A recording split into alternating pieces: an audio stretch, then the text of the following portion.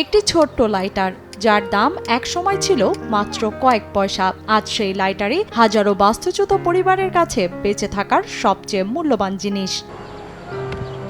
গাজার দক্ষিণাঞ্চলের খান ইউনিসের বিস্তীর্ণ তাঁবু শিবিরে এই লাইটার শুধু একটি জিনিস নয়, এটি যেন তাদের টিকে থাকার প্রতীক।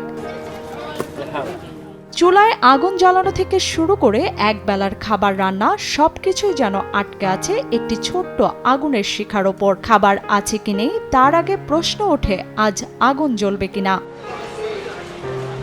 4 সন্তানের মা নিসরিন আবু সাদা প্রতিদিনই সেই লড়াইয়ের মুখোমুখি হন। গ্যাস নেই, তাই কার্ডবোর্ড, প্লাস্টিক আর কাঠের টুকরো জ্বালিয়ে রান্না করেন তিনি। যুদ্ধের আগে যেখানে মাত্র 1 শেকেলে 3টি লাইটার পাওয়া যেত, এখন একটি লাইটারের দাম পৌঁছেছে 100 শেকেলে। অথচ সেই লাইটারও 2-1 বার ব্যবহারেই নষ্ট হয়ে যায়। লাইটার না থাকলে নিসরিনকে অপেক্ষা করতে হয় পাশের কোনো তাঁবুতে আগুন জ্বলার জন্য। তারপর সেখান থেকে জ্বলন্ত কার্ডবোর্ড নিয়ে নিজের তাঁবুতে ফিরতে হয়। কিন্তু ততক্ষণে অনেক সময় আগুন নিভে যায়। এরপর আবার শুরু হয় ওই একই দৌড়ঝাঁপ। এখানে একটি লাইটার কখনো কখনো 50টিরও বেশি তাঁবুর মানুষ ব্যবহার করেন। একজনের পর আরেকজনের হাতে ঘুরতে ঘুরতেই সেটি দ্রুত নষ্ট হয়ে যায়। আর এই সংকটই যেন বদলে দিয়েছে হাসান আবু লাতিফার জীবন। 3 সন্তানের এই বাবা একসময় ছিলেন একজন কৃষি প্রকৌশলী, কিন্তু যুদ্ধ তার পেশা কেড়ে নিয়েছে। এখন ছোট্ট একটি দোকানে বসে সারাদিন ভাঙা লাইটার মেরামত করেন তিনি। নতুন লাইটার কেনার সামর্থ্য না থাকায় মানুষ বাধ্য হয়ে পুরনো লাইটারই বারবার মেরামত করেন।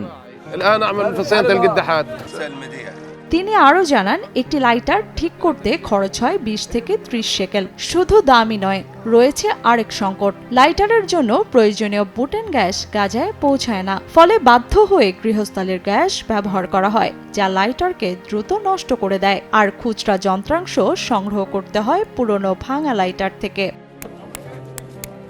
অন্যদিকে 6 সন্তানের মা ইফতিকার আল কাফারনা একটি ঐতিহ্যবাহী চুলায় রুটি বানিয়ে সংসার চালানোর চেষ্টা করছেন, কিন্তু তার কাজও নির্ভর করে একটি ছোট্ট লাইটারের ওপর। লাইটার থাকলে কাজ আছে, আয় আছে, আর লাইটার না থাকলে 3-4 ঘন্টা বসে থাকতে হয়। আমার কাছে লাইটারই এখন জীবিকার অংশ।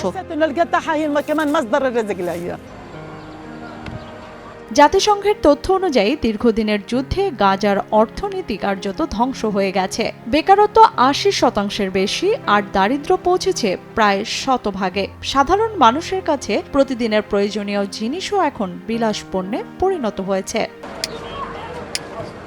লিয়ানা শারমিন, সময় সংবাদ।